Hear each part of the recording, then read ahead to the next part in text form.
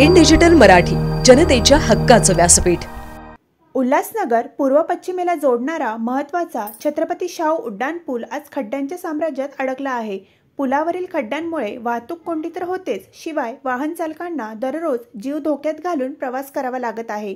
मागील महिन्यात ठिकठिकाणी डांबरीकरण करण्यात आले होते, मात्र पावसाच्या जोरदार सरींनी हे काम टिकले नाही आणि उड्डाणपुलाची पुन्हा दुरवस्था झाली आहे।